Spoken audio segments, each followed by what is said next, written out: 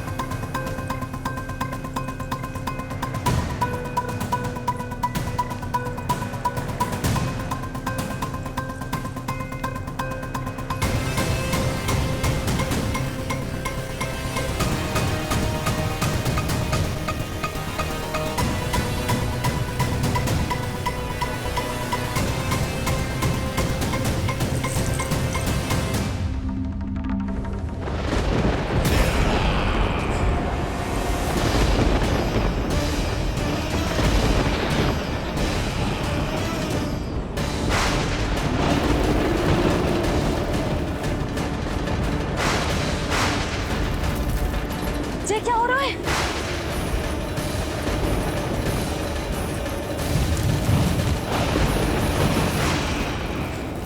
ये क्या हो रहा है?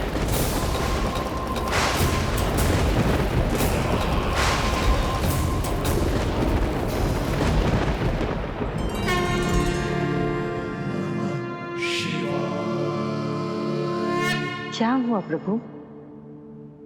आप अचानक इतने चिंतित क्यों हो गए? कृष्ण ने अपने पांव का अंगूठा अपने मुख में रख लिया है देवी। इसमें चिंतित होने की कोई बात नहीं है प्रभु। ऐसा तो हर बालक कभी ना कभी करता ही है। तो सखा कोई साधारण बालक नहीं है देवी पार्वती, तो भगवान है। यदि वो ऐसे ही अपने अंगूठे को मुख में रखकर खेलते रहे तो अवश्य ही आ जाएगी। कौन आ जाएगी प्रभु? प्रलय आ जाएगी देवी, प्रलय आ जाएगी देवी। हे नारायण जी, क्या हो रहा है?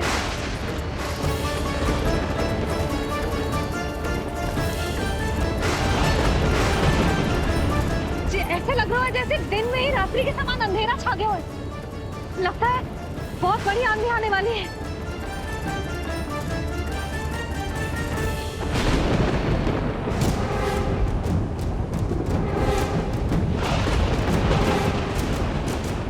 ये भीषण आंधी, ये मूसलाधार वर्षा, तुम दोनों ने ऋषि गर्ग के साथ मिलकर अवश्य कोई योजना बनाई है ना? बोलो बोलो, क्या है वो योजना? बोलो।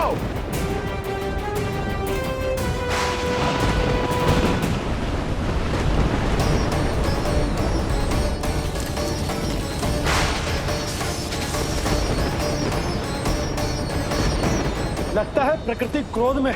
मैं जाकर गौशाला संभालता हूँ, कहीं कोई हानि ना हो जाए। तुम बालकों को भीतर ले जाओ।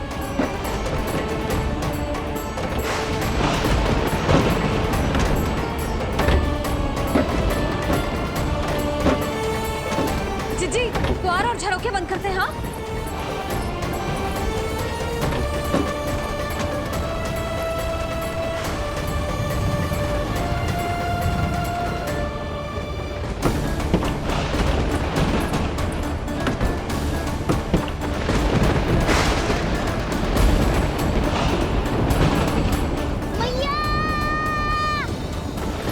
लल्ला, चल अंदर चल के खेल।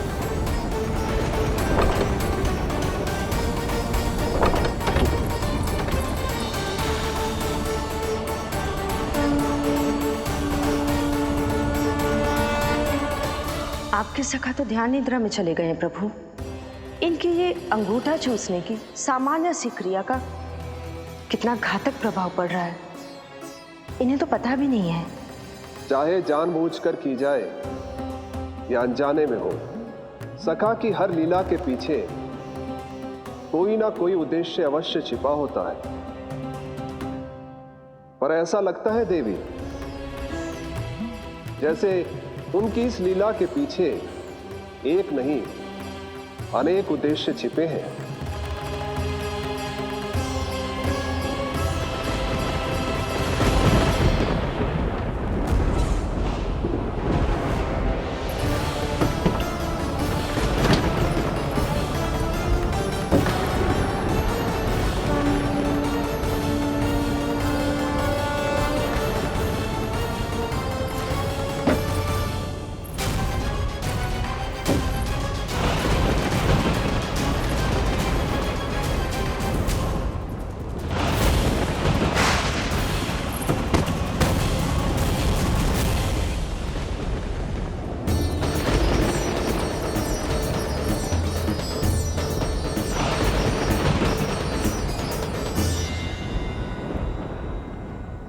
देख रही हो चिज्जी, प्रसाद ना मिली खाने को, तुझे पांव का अंगूठा ही चूसने लग गयो। कान्हा, ये क्या कर रहे हो है? अंगूठा मुंह से निकाल दे लल्ला।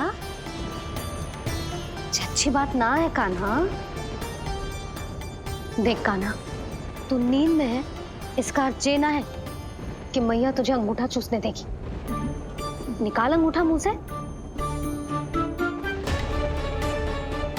आज तो बड़ी शीघ्र इतनी गहरी निद्रा में सो गए हो तुम।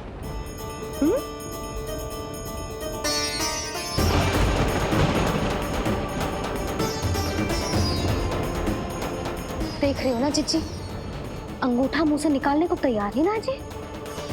ऐसा क्या आनंद मिल रहा है?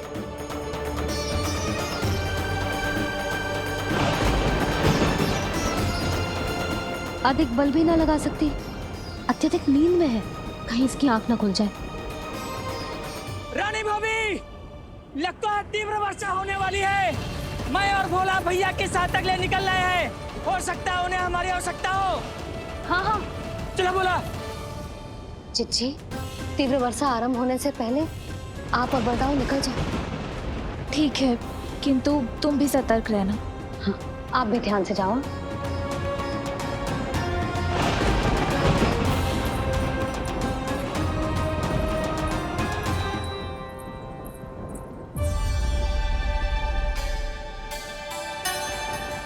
हे नारायण, वस्त्र बाहर सूख रहे हैं और तेरे अन्नप्राशन वाले चावल भी रखे हैं।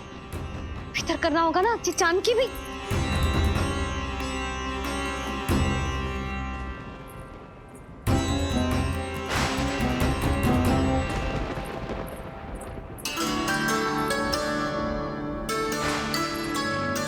लल्ला, वैसे जी बहुत बुरी बात है। अंगूठा मुंह से बाहर निकाल। केवल 2 दिवस में तेरा अन्नप्राशन है, फिर सब खाइयो। तनिक धैर्य रख। गुड़ तुम। प्रभु, स्वयं कृष्ण की मैया इनका अंगूठा नहीं निकाल पाई, तो अब और कौन निकालेगा? कैसे रुकेगी ये प्रलय? इसका एक ही अर्थ है देवी, अभी लीला समाप्त होने का समय नहीं हुआ। अभी तो कहना तो ये चाहिए कि लीला अभी पूरी तरह से आरंभ ही नहीं हुई है।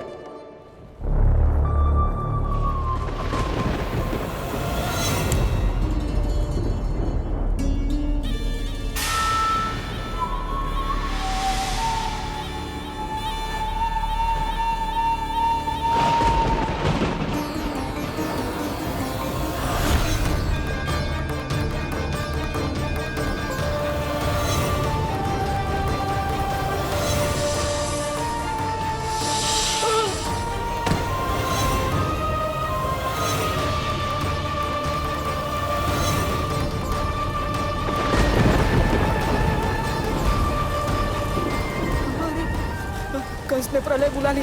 कंस ने प्रलय बुला ली।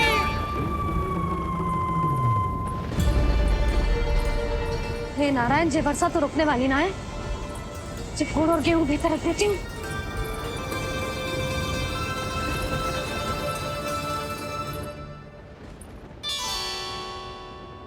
जे देख रहे हो गुड़, जे तेरे अन्नप्राशन के पकवानों के लिए ही है। कैसे कैसे करके बचा के लाई हूँ, कुछ पता भी है तुझे? और तू है कि जे अंगूठा ही चूसे जा रहा है। हाँ नहीं तो। किंतु आज प्रलय भी आ जाए तो कंस की तलवार का वार रोकने में असमर्थ होगी। कंस के साथ विश्वासघात किया है, दंड तो मिलेगा। महाराज, वायुमंडल में अचानक आए इस परिवर्तन का हमसे कोई लेना देना नहीं है। हम तो बस अपनी संतानों के श्राद्ध के लिए जा रहे थे। मूर्ख हूं मैं, मूर्ख हूं मैं। कंस एक मूर्ख है, मूर्ख हूं मैं। अब अच्छी तरह जानता हूं मैं, श्राद्ध केवल एक बहाना है। किंतु सत्य यह है कि तुम और वो ऋषि गर्ग मिलकर मेरे विरुद्ध एक षड्यंत्र रच रहे हो, और ये तुम्हारी योजना है। भैया, ये आप क्या कह रहे हैं? कैसा षड्यंत्र, कैसी योजना? हम तो केवल श्राद्ध के लिए गए थे। बहुत अवसर दिए मैंने तुम दोनों को, किंतु तुमने बार बार बार बार बार बार मुझे मूर्ख बनाया। इसलिए अब मैं अवसर दूंगा अपनी इस तलवार को।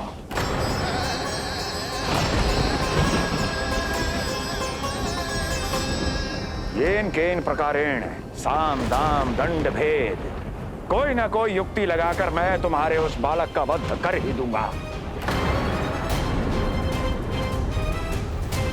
पर उस क्षण का साक्षी बनने के लिए अब तुम दोनों को जीवित नहीं छोड़ूंगा मैं।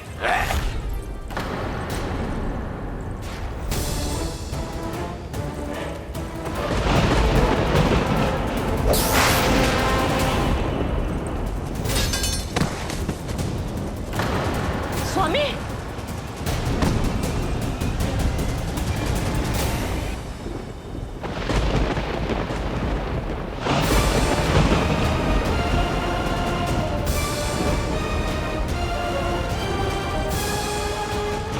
तेरा काल तेरी प्रिय बहन के गर्भ से उसकी 8वीं संतान बनकर जन्म लेगा और तेरा विनाश करेगा, विनाश करेगा, विनाश करेगा।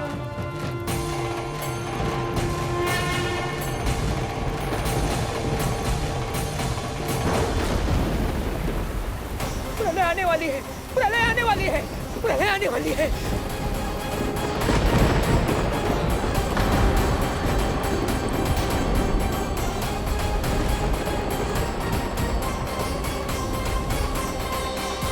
यदि कंस को रोकना, अपने माता पिता की रक्षा करना और चपलासुर के ब्रह्म को मिटाना ही इस लीला के उद्देश्य थे, तो ये सभी उद्देश्य पूरे हो चुके हैं प्रभु।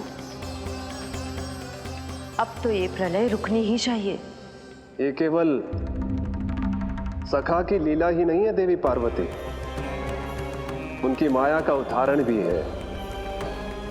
मार्कंडे ऋषि को दिए गए वरदान को पूरा करने के लिए ही ये सब हो रहा है। कौन सा वरदान प्रभु? प्रभु की माया को साक्षात अपनी आंखों से देख पाने का वरदान।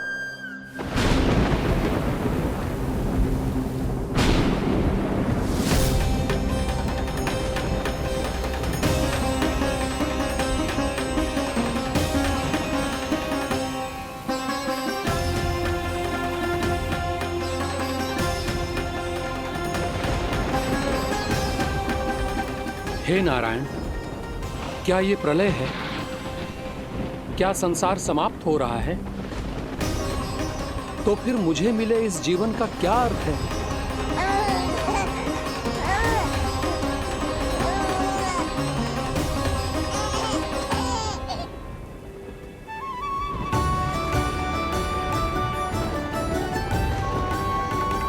ये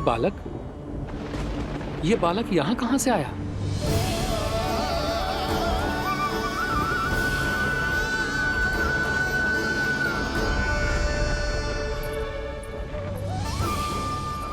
सोते हुए कितना निर्दोष लगता है जी।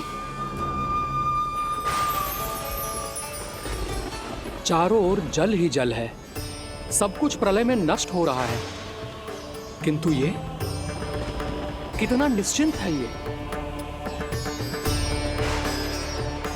परंतु ये अद्भुत बालक है कौन?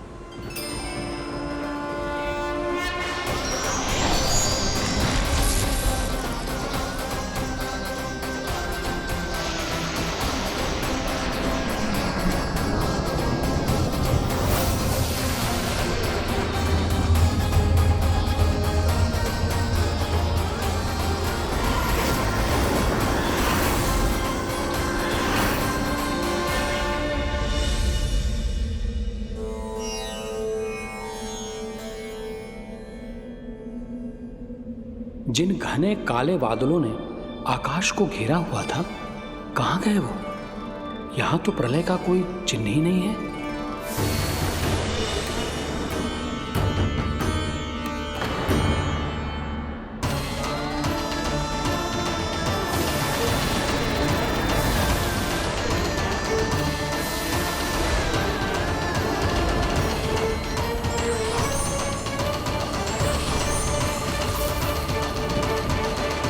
ये आप ही की माया थी ना प्रभु? मुझे इसका साक्षी बनाने के लिए आपका बहुत बहुत धन्यवाद। परंतु इसका अर्थ क्या है प्रभु?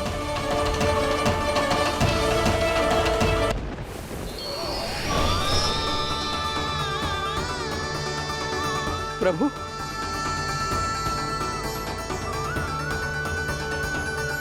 इसका अर्थ ये है कि ये मानव संसार वट वृक्ष पर स्थित है और मानवों का जीवन काल वट वृक्ष के पत्ते पर विश्राम करती एक जल की बूंद के समान होता है। वो बूंद जो किसी भी क्षण नीचे गिर सकती है। आपने तो स्वयं देखा है महर्षि, ये संपूर्ण जगत, ये महाब्रह्मांड मेरे ही भीतर स्थित है। ये उदाहरण है इस बात का कि जो दिखता है उसके कई स्वरूप होते हैं। जो आज आप देख रहे हैं वो पहले भी हो चुका है और आगे भी होगा। सब कुछ एक माया है। प्रलय का होना, जीवन का होना, दुख, सुख, सब एक भ्रम है। ठीक उसी प्रकार जिस प्रकार एक जलाशय में दिखने वाला प्रतिबिंब आपकी वास्तविकता नहीं बल्कि एक भ्रम होता है। इसलिए मनुष्य को सदैव ध्यान रखना चाहिए कि जीवन में कोई भी संकट क्यों ना आए, वो इस प्रलय की तरह केवल एक भ्रम ही होता है। ऐसे समय में जो संकट के सामने झुक जाते हैं या अधर्म का साथ देते हैं, वह स्वयं को उस भ्रम रूपी प्रलय में डुबोकर नष्ट कर लेते हैं।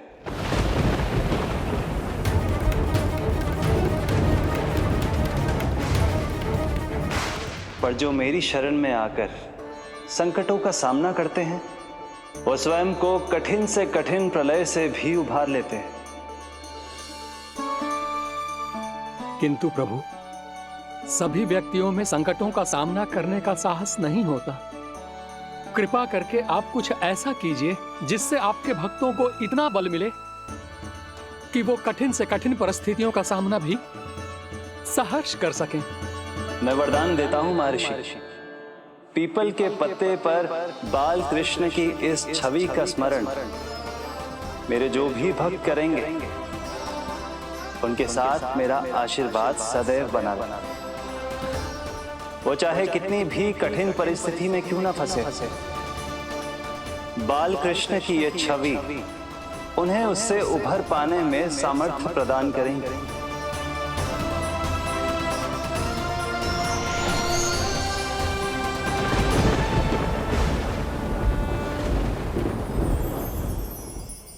अद्भुत। तो ये कोई साधारण लीला या भ्रम नहीं था, मानव मात्र को नारायण से मिला वरदान था ही। पर अब क्या होगा प्रभु? कैसे रुकेगी ये प्रलय?